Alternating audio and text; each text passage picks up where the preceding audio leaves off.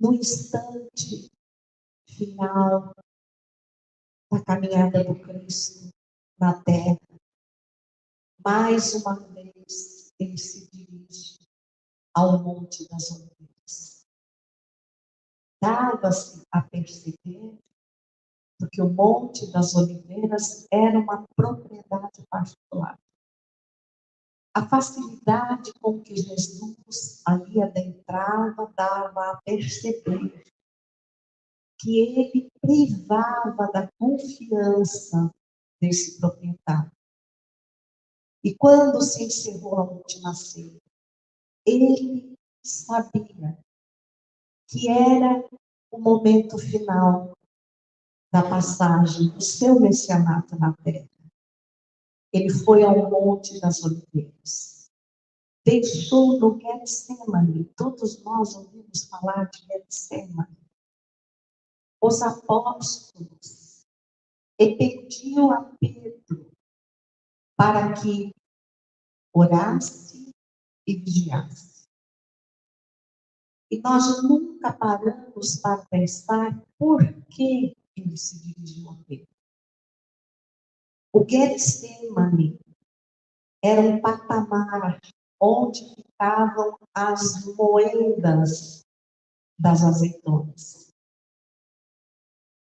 Jesus foi ao topo do Monte das Oliveiras para uma comunhão com o Pai.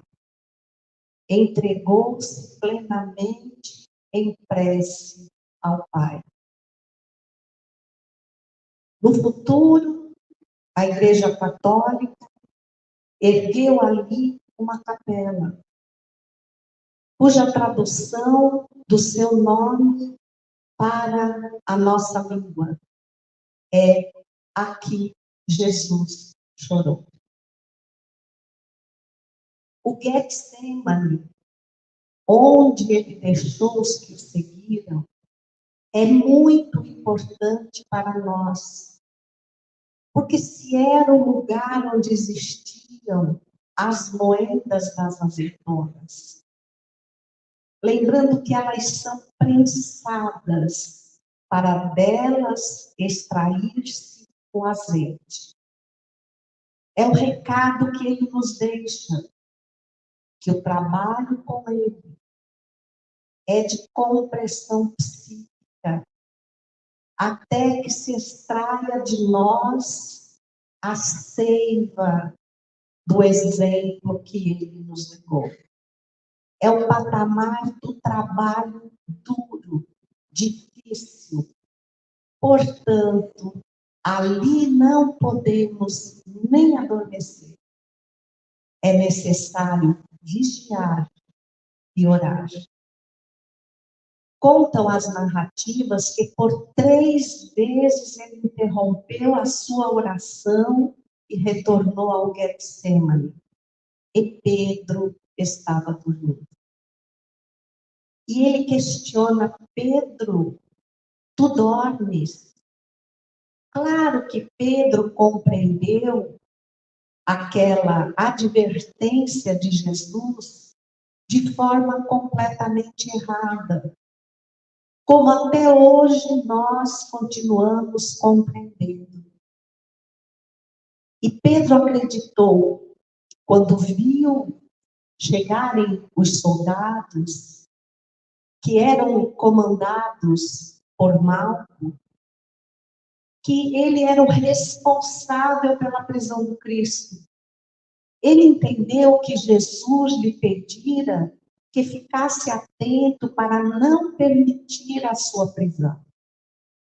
E nós hoje dizemos que temos que trabalhar para materializar a obra do Cristo. Ele espera isso de nós. Estamos enganados. Tal como Pedro. Porque a obra do Cristo, ela vai se materializar de qualquer maneira. No entanto, agora somos nós que temos a oportunidade de fazer esse trabalho. Se perdermos esta chance, quando a teremos de novo? E materializar, a princípio, dentro de nós. Para sermos cartas vivas do Evangelho, nós não viemos para exercer um discurso de convencimento ao outro. Nós devemos convencer por aquilo que somos, por aquilo que fazemos, pela forma como nos comportamos. Vigiar. Vigiar é prestar atenção. E com a chegada do Espiritismo, nós temos um fundamento de compreensão dessa advertência de Jesus, através da pergunta 459 do Livro dos Espíritos. Influenciam os espíritos em nossa vida? Não apenas vos influenciam, como na maioria das vezes são eles que vos conduzem. E mais uma vez, ao entender errado, muitas pessoas dizem, bom, se são eles que nos conduzem, eu não preciso verdadeiramente fazer nada. É aí que Jesus nos pede vigilância constante nos dias atuais, em que a sutileza do processo obsessivo invade a multidão, ela se torna uma característica pandêmica da Terra.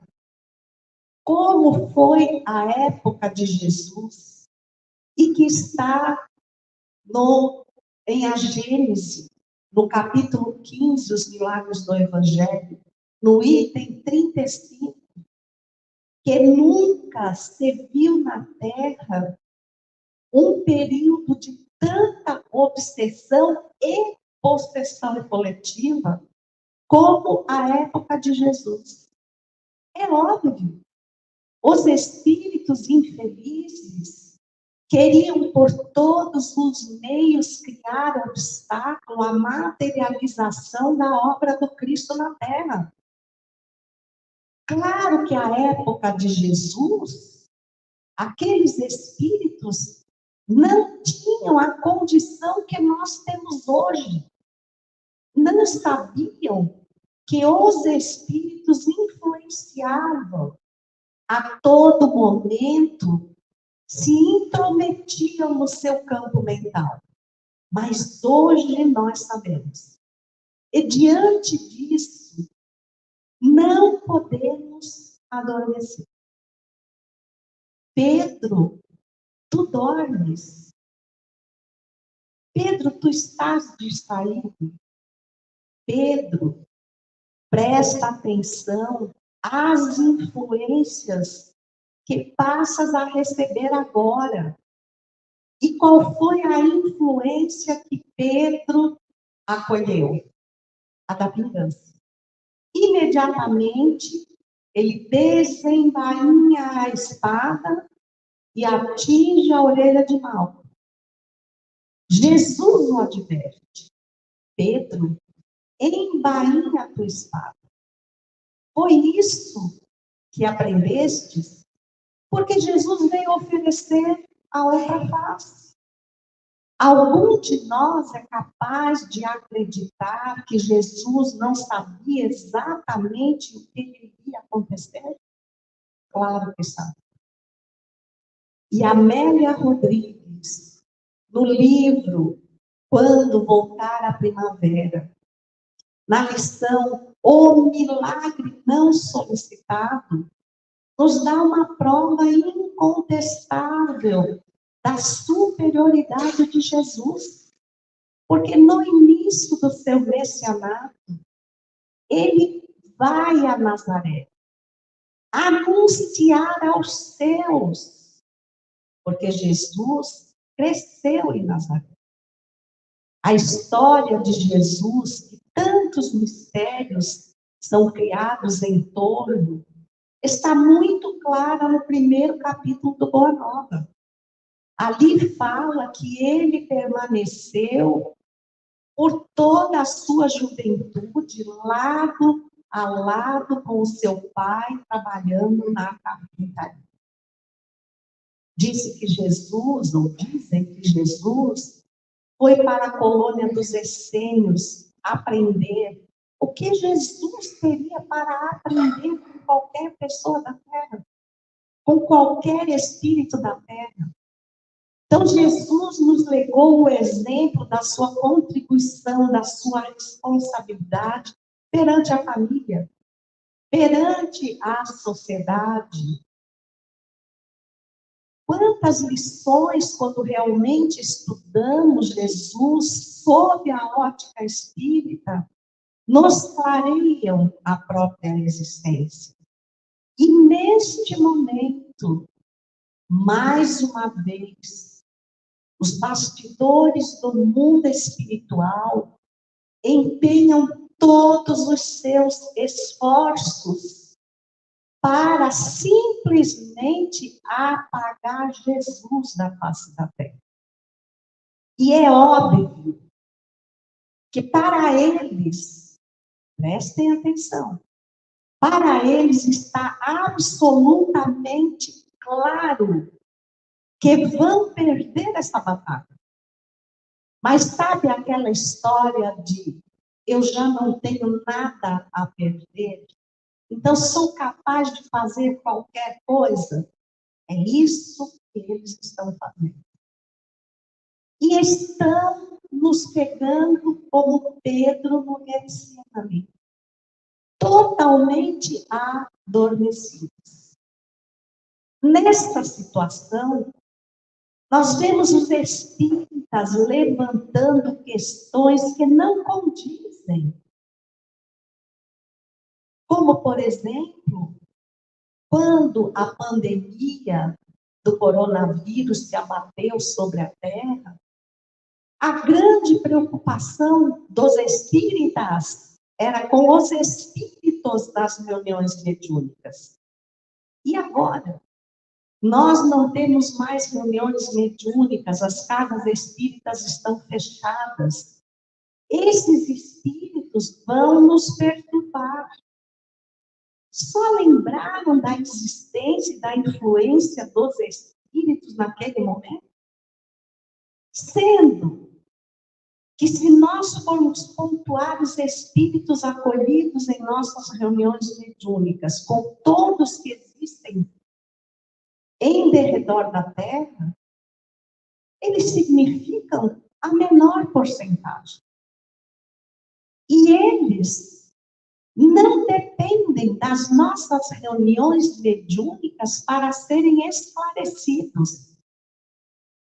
Porque nós não temos autoridade moral para convencê-los. Nós podemos ter conhecimento doutrinário, quando temos. Podemos oferecer-lhes palavras e esclarecimentos quando os sabemos fazer e quando eles sabem receber. Mas a autoridade moral, como Jesus, o exemplo do que ele era, nós não temos. E por um acaso, nós somos influenciados apenas por eles? Que vão à nossa reunião mediúnica? Não. Não. Claro que não. Eles vão às nossas reuniões mediúnicas e esse é o critério que a espiritualidade utiliza para conduzir X espíritos à nossa reunião mediúnica, para falar das experiências deles, a fim de que nós não venhamos a incidir nos mesmos deslizes. E são escolhidos pelo nosso perfil moral, sobre as questões que temos mais dificuldades em aprender. Pedro, tu dormes? Pedro, presta atenção a tudo que está acontecendo ao teu redor, Pedro. Porque eu vou partir. E quando Jesus disse a Pedro que se aproximava o momento da sua partida. Pedro disse: mas Senhor, eu vou contigo. E ele disse: não, para onde eu vou, tu ainda não tens condição de ir. Não tens resistência. Não, Senhor, eu vou contigo para qualquer lugar. Passa um pouco mais, e Jesus, num diálogo com o apóstolo, lhe faz uma pergunta por 3 vezes. Pedro, tu me amas? Sim, Senhor, eu te amo. Então, apacenta as minhas ovelhas. Logo a seguir, ele faz a mesma pergunta pela 2ª vez. Pedro se inquieta. Mas Jesus não prestou atenção? Jesus, claro que eu te amo. Então, apacenta as minhas ovelhas. E pela 3ª vez, eu acho Pedro muito parecido conosco. Jesus lhe faz a mesma pergunta. Pedro, tu me amas? Ó Senhor, mas eu já não disse que te amo. Ele já estava inquieto. Então, apacenta as minhas ovelhas. E logo depois, Pedro nega Jesus 3 vezes. 3 vezes. Com medo de que ele tivesse o mesmo fim. E não é que nós estamos repetindo o comportamento de Pedro nesse momento? Muitos de nós estamos recuando no exato instante em que Jesus precisa que testemunhemos por ele, que apacentemos as ovelhas aflitas, perturbadas, inquietas, desfalecidas no ânimo. Eu nunca esqueço que quando abrimos a nossa casa espírita, a primeira mensagem psicografada que eu recebi de um dos benfeitores da casa, que é o doutor José Martins Fontes, nos dizia assim, e ela nunca foi tão atual: há de chegar o tempo em que o tumulto lá fora será imenso. Mesmo assim, não parem.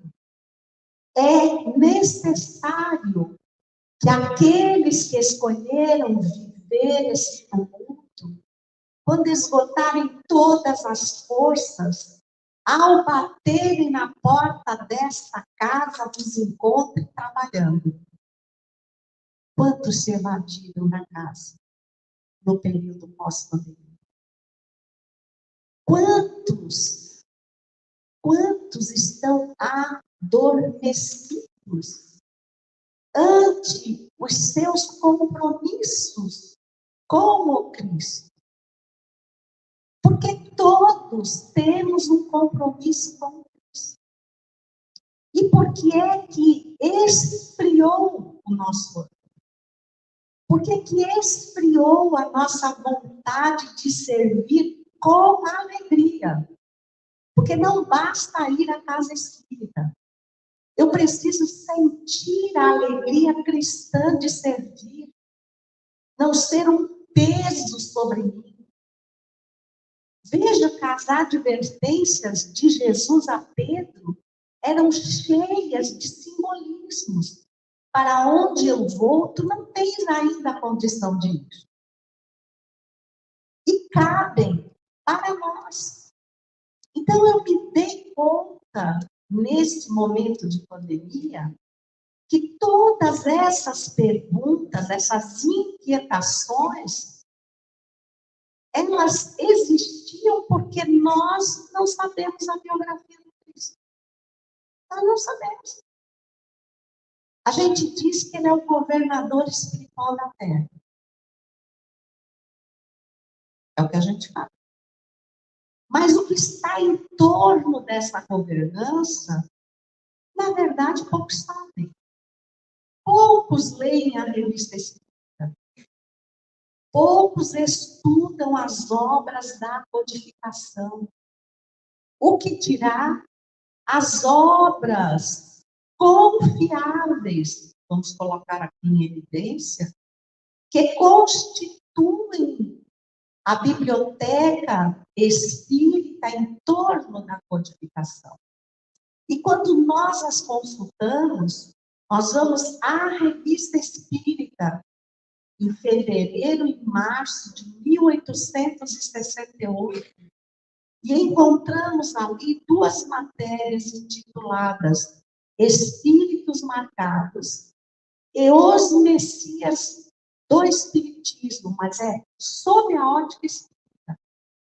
Então, diz assim, que há uma categoria de espíritos que atingiu a mais alta condição da ordem dos espíritos puros, que estão ao lado de Deus, de quem recebem diretamente as ordens para executá-las em todo o universo. São chamados co-criadores em plano maior. E são infalíveis, vírgula, mesmo na encarnação. Por que eles puseram esse adendo? Quando nós lemos Renúncia, a história de Alcione, ela é um espírito da ordem, da segunda ordem, que são os espíritos bons. Quando ela pede a Artêmio, que é o seu benfeitor, para licenciá-la das tarefas que lhe diziam respeito na colônia a qual ela estava vinculada, para descer à terra acompanhando Pólux, o seu grande amor que renasce como o Padre Carlos, ela recebe uma advertência dele. E quando nós lemos as obras de Emmanuel somente a título de romance, nos foge os grandes esclarecimentos que Emmanuel nos oferece. Ele diz, Artêmio diz a Alcione, tu já não tens pendências com a terra. Ou seja, ela não precisaria reencarnar na terra nem por expiação, nem por provação.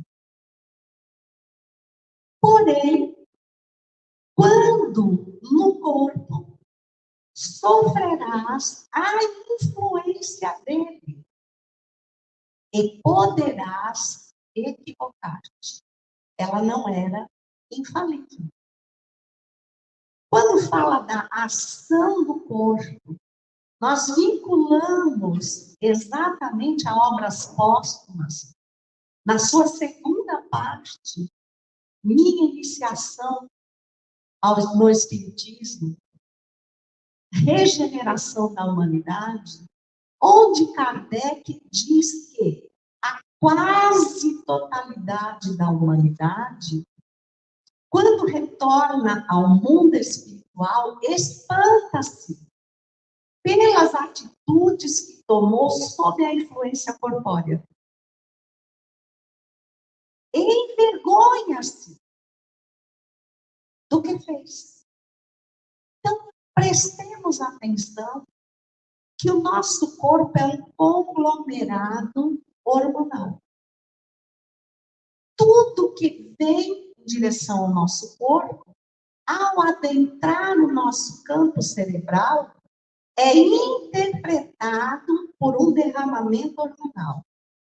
E tem um derramamento hormonal que é quase fatal, que cria a paixão, e a paixão enceguece. Então, por exemplo, antes era só no momento da adolescência. Agora, isso acontece em qualquer idade. A pessoa se apaixona. Simplesmente, ela perde o comando da própria existência. Fica suscetível de qualquer influência. Então, envolve-se sexualmente com parceiros sem nenhum tipo de vínculo de confiança, de sentimento.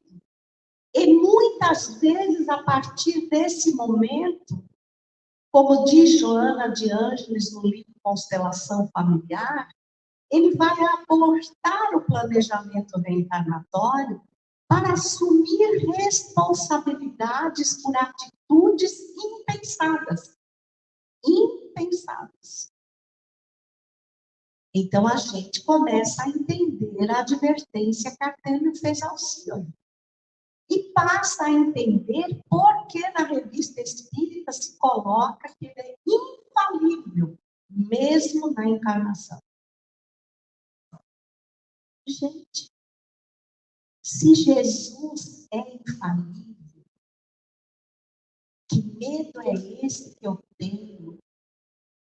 De que parece que todos os meus esforços são em vão, porque o mal está ganhando terreno. E nós nos convencemos tanto disso que esfriamos na construção do bem. E ao esfriarmos, estamos adormecendo no Getsêmani. A terra é o Getsêmani. Nós ainda precisamos ser prensados pelas dificuldades, pelas adversidades, para extrairmos o azeite, a essência que nos favorecerá o crescimento moral. Ninguém por si mesmo, se não vier uma adversidade, ninguém deixa a zona de conforto. E isso é uma característica dos espíritos da terceira ordem, que são os espíritos imperfeitos, que já conhecem o bem, mas que não se convenceram totalmente por ele. Então, fatalmente, suas inclinações ao mal preponderam. E é verdade. É verdade. Tanto é verdade que muitos acreditam que o mal está tomando o mundo de assalto. Ah, não vale mais a pena. Eu ia todo dia para o centro espírita. Eu participava de todas as reuniões. O que adiantou? Olha aí, veio uma pandemia. Ceifou 6, 7 pessoas da minha família.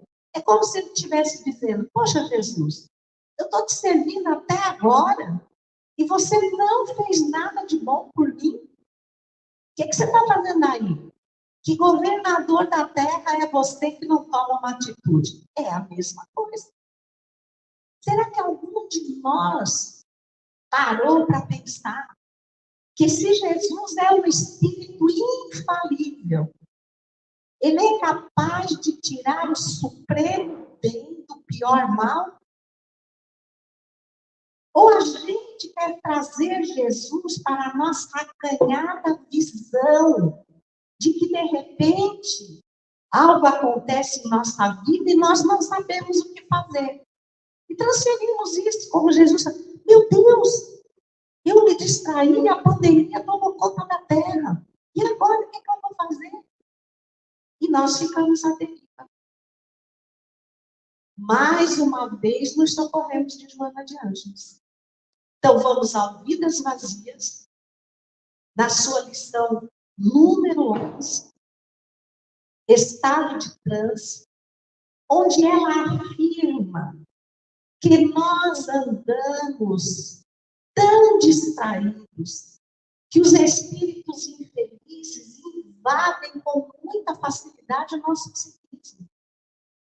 E que as nossas inclinações ao mal parecem que não têm nos incomodado. A gente não tem feito o esforço devido para superá-las. Então, vamos cultivando aquele campo mental pernicioso, pessimista. Vamos dando vazão aos nossos instintos. Porque, gente, está em a Gênese, capítulo 3, o bem e o mal. Há um item lá chamado instinto e a inteligência. Leiam. Quando nós não nos esforçamos para sutilizar os nossos sentimentos, o nosso caráter, tudo que é instintivo vem à tona. E o que é que nós estamos vendo? Tudo que é instintivo, assolando nas pessoas. As pessoas parecem que estão em guerra, que se elas não matarem, elas vão morrer. Então, em cada um, isso gera uma atitude diferente. Nos mais rudes, eles são levados ao crime. Nos menos rudes, eles ficam totalmente intolerantes. A agressão física é comum. Nunca vimos tanto feminicídio, tanto desrespeito dentro dos lares, dos pais para com os filhos e vice-versa. Por que isso está recrudescendo? Porque nós não estamos cuidando do espírito que somos. Nós estamos cuidando do corpo que somos. Então, eu trabalho para ganhar dinheiro, para morar bem, para atender às necessidades do corpo. Mas para o espírito, que é trabalho? É um movimento assalariado? Não. É toda a ocupação útil. Pergunta 675 do livro dos Espíritos. E o que é que eu estou fazendo de útil? Sem esperar salário, sem esperar retorno, para o meu crescimento espiritual, o que é que eu estou fazendo? Muito pouca coisa. E quando eu deixo de fazer isso, eu estou caminhando sem Jesus. Eu estou caminhando pelo meu objetivo pessoal. E claro que o meu objetivo pessoal pode ser frustrado.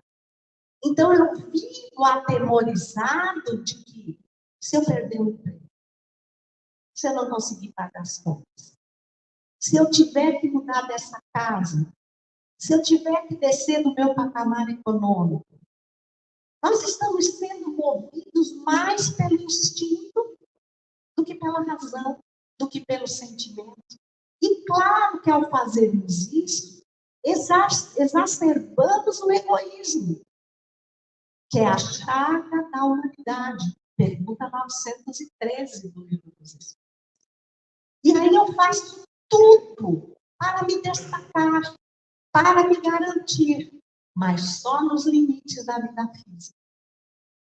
Aí sim, eu vou ser uma pessoa atemorizada. Eu vou ser uma pessoa pessimista. Porque se nós olharmos o cenário material da Terra só por ele, realmente é para ficar assim.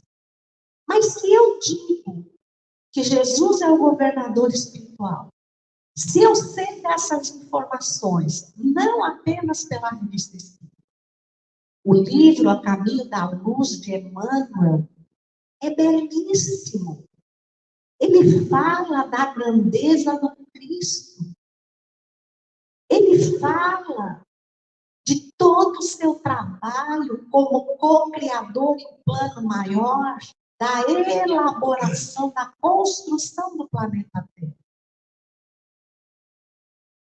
Nós vamos à Evolução em Dois Mundos, de André Luiz, do seu capítulo 1, Fluido Cósmico, e vamos ver que existe uma categoria de espíritos chamados Cristos, do qual Jesus é um deles, numa comunhão indescritível com o Pai. Temos noção do que é uma comunhão indescritível com Deus? Chamados co-criadores em plano maior. Eles recebem o hálito mental de Deus. O que é o hálito mental? É a matéria mental de Deus. Gente, Se o pensamento de Deus é matéria mental, como nós vamos descrer do nosso próprio pensamento materializado no mundo espiritual e que vira sociedade com os espíritos afins? Daí nascem os trabalhos grandiosos daqueles que se afinizam com o bem, com os benfeitores, nascem as obsessões, as subjugações, as fascinações daqueles que se tornam sócios do mesmo material com os espíritos afins. Nós precisamos estudar. Eles recebem essa matéria mental de Deus, a qual nós conhecemos como fluido cósmico universal. E com eles criam galáxias, sistemas solares, sóis, estrelas, planetas, tudo que existe no universo, materialmente falando, e que vai morrer. Vai morrer. Só Deus cria o imortal. Só Deus cria o princípio inteligente. Gente, que grandeza saber que Jesus está numa comunhão indescritível com Deus. Aí eu retorno à pergunta. Vocês têm receio que o plano de Jesus para a regeneração da Terra em algum momento não vai dar certo? Não. E por que é que eu refuto? Por que é que eu recuo?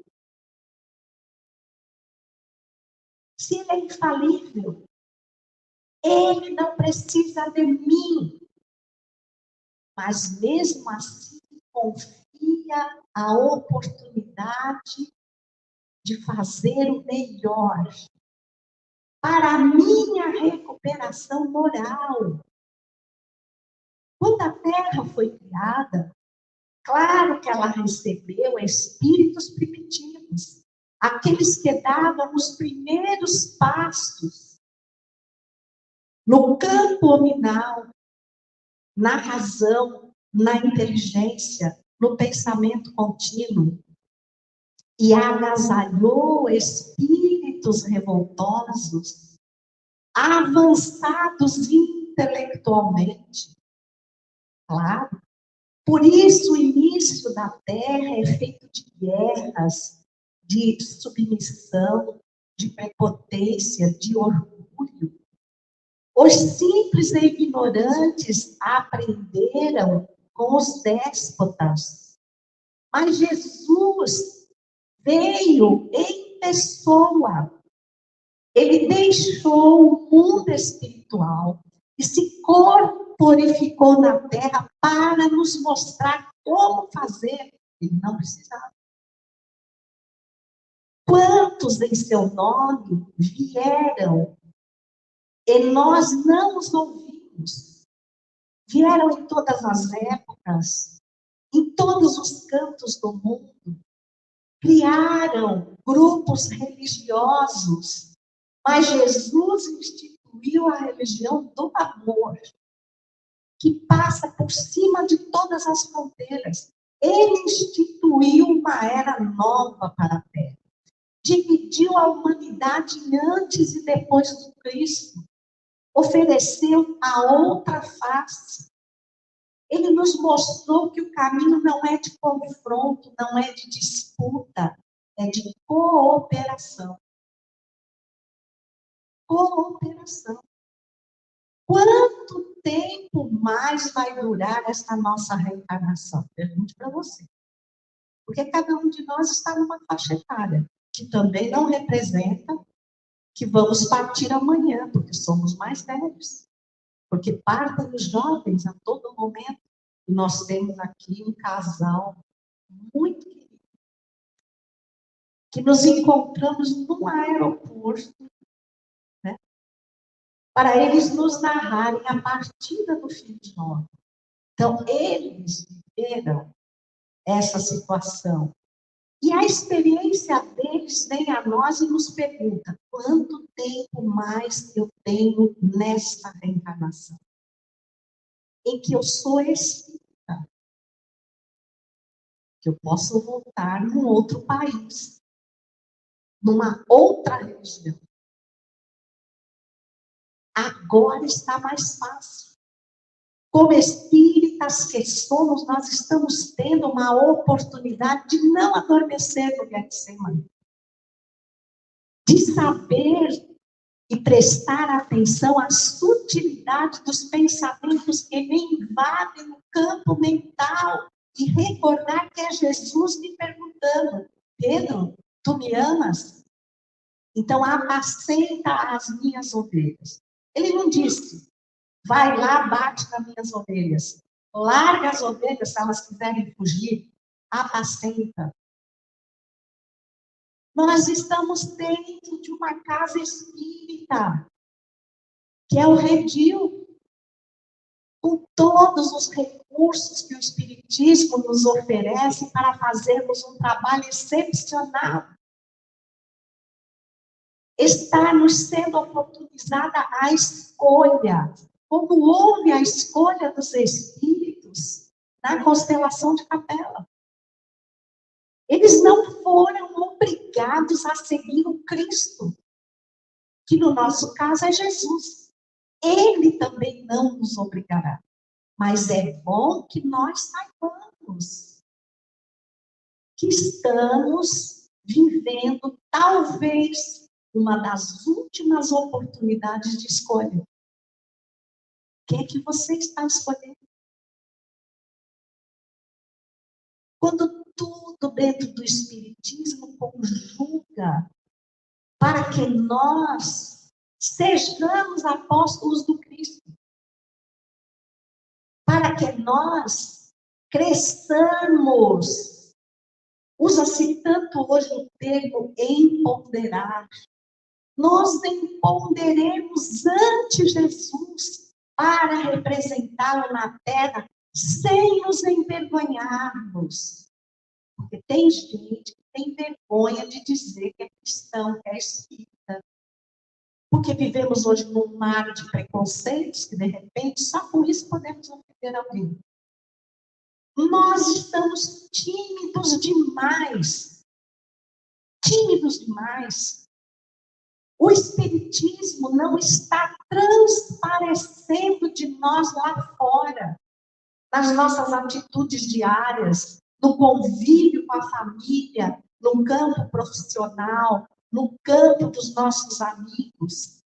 Nós não criamos curiosidade nos outros para saberem, porque nós estamos confiantes com a condução da Terra, porque nós não desistimos de fazer o bem, porque nós não nos adornamos quando as coisas chegam nos pedindo uma posição. E não fazemos isso porque não conhecemos Jesus. Não sabemos das suas infinitas possibilidades, da sua infalibilidade. E a Terra avança. Não vai dar stop até a gente se decidir. Pensem que logo retornaremos ao mundo espiritual. Vamos à pergunta 921 do Livro dos Espíritos, onde, no rodapé, a complementação da resposta diz assim: que vez por outra, nós pernoitamos na Terra, que é uma rude estalagem. A reencarnação é como um pernoite. O que é que isso quer dizer? Que nós ficamos muito tempo no mundo espiritual, muito mais tempo lá do que aqui. Então, aqueles que estão dizendo: bom, eu vou empurrando essa reencarnação, daí eu desencarno, nesse meio tempo o mundo muda e logo eu volto. Quando é que você vai voltar? Você está sendo omisso. Você está querendo deixar para o outro que vem depois. Eu lembro, o outro são os nossos filhos, são os nossos netos. Tudo que nós podíamos fazer para eles, para deixar o mundo melhor, nós estamos fazendo? E quando é que nós vamos voltar? Eu gosto muito do capítulo 9 do livro Ação e Reação, a história de Silas. Leiam o tempo que demorou para ele criar condições e aceite de todos os espíritos que teriam que voltar numa nova reencarnação. Ó, muito tempo. Depois olha a sua listinha de quantas coisas você está deixando para a próxima reencarnação. E se você vai dar conta de toda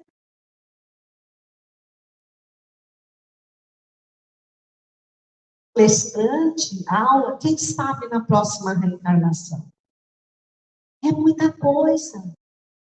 Façamos agora.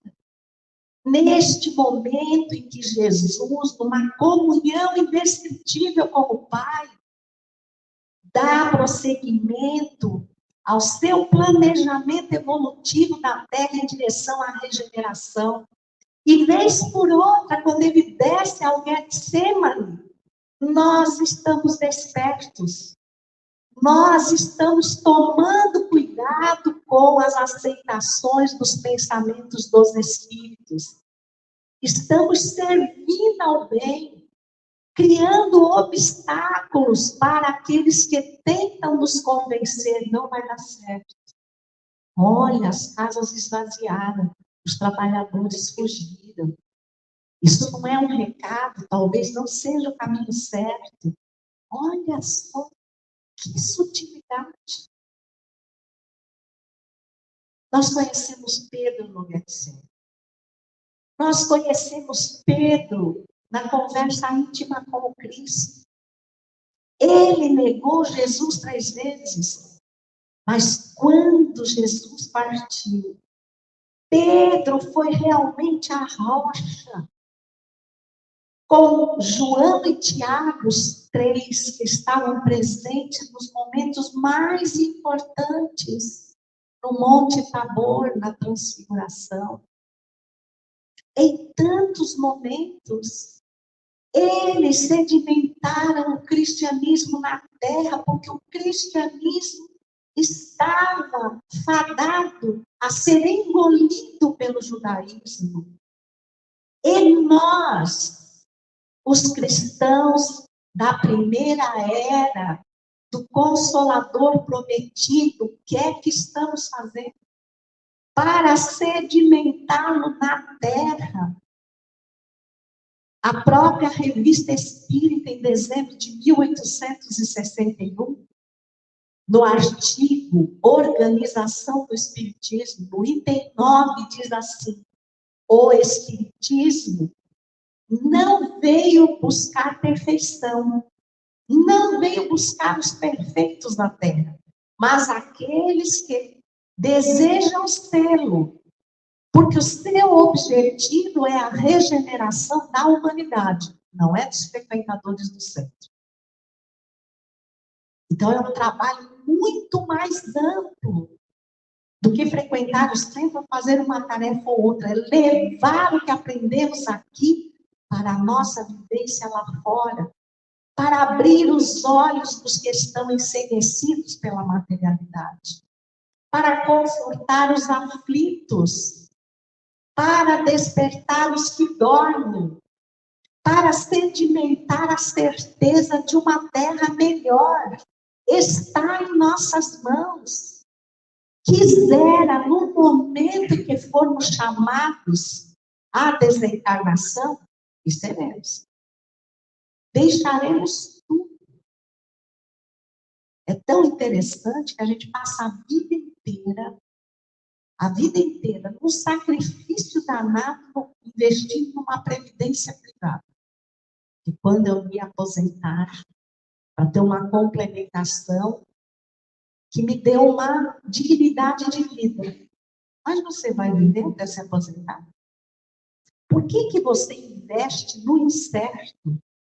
e sabendo que vai morrer, que é o certo, você não investe no pós-morte, na previdência espiritual, que você vai viver. Parem para pensar. O Espiritismo é racional. Tomara, quando a desencarnação se aproximar de nós, nos encontre como Pedro, aquele que negou Jesus.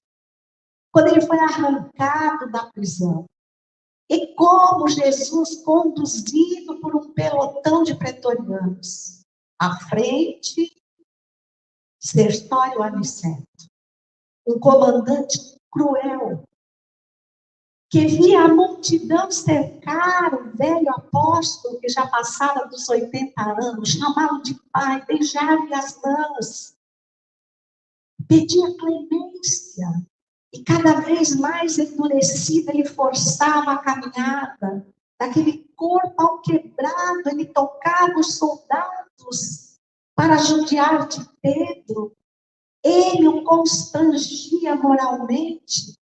Pedro caminhava sereno, olhava a multidão e no seu campo mental ele só via Jesus e dizia: ah, que saudade de Jesus. Quando ele atingiu a Via Ápia, a grande e monumental entrada de Roma, e foi encaminhado para a crucificação, ele fez um célebre pedido, que não merecia morrer como mestre. Ele foi crucificado de cabeça para baixo.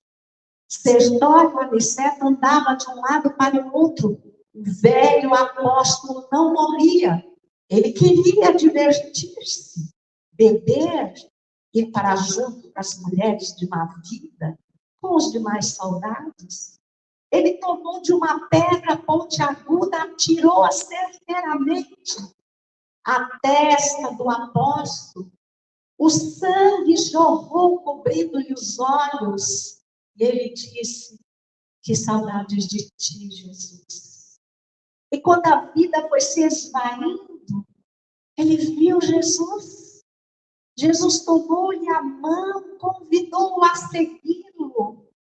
Pedro, agora sim, tu podes me acompanhar. Agora tu estás preparado para o caminho onde me encontro. Por uma semana, Jesus permaneceu ao lado deles. Ao fim de uma semana, Jesus lhe disse: Pedro, eu preciso ir.